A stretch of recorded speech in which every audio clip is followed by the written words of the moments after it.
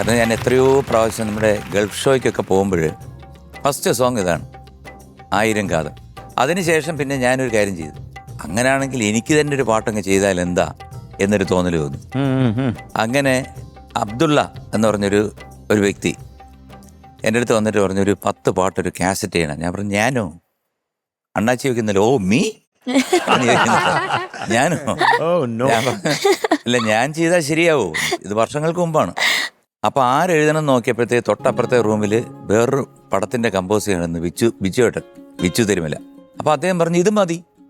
അപ്പോൾ അദ്ദേഹം ഗൾഫിൽ നിന്ന് വരികയാണ്. അദ്ദേഹത്തിന് അങ്ങനെയൊന്നുമില്ല, ഈ നേരത്തെ പറഞ്ഞ പോലെ ഒരു ഹിന്ദു, ഒരു മുസ്ലിം, ഒരു ക്രിസ്ത്യാനി അങ്ങനെയൊന്നുമില്ല.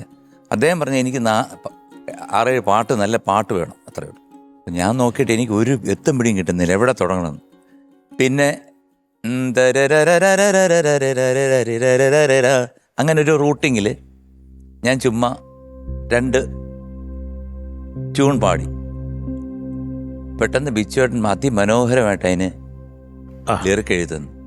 ചന്ദ്രത്തുണ്ടിൻ പൊൻപിറ കണ്ടൊരു റംസാൻ നോമ്പ് മുതൽ ഷവ്വാലിൻ പിറ കാണും വരെയും തെറാബി നമസ്കാരം, ഇസ്ലാം മതവിശ്വാസമോട് 5 നമസ്കാരം, അല്ലാഹുവിനാരാധന നിത്യ നമസ്കാരം, ചന്ദ്രത്തുണ്ടിൻ പൊൻപിറ കണ്ടൊരു റംസാൻ നോമ്പ് മുതൽ ഷവ്വാലിൻ പിറ കാണും വരെയും തെറാബി നമസ്കാരം.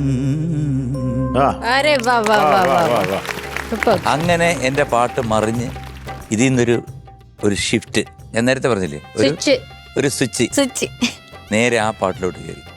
പക്ഷെ എന്നാലും ഈ പാട്ടിനെ മറികടക്കാൻ ഒരു പാട്ടും ഇതുവരെ വന്നിട്ടില്ല എന്നുള്ളതാണ് സത്യം.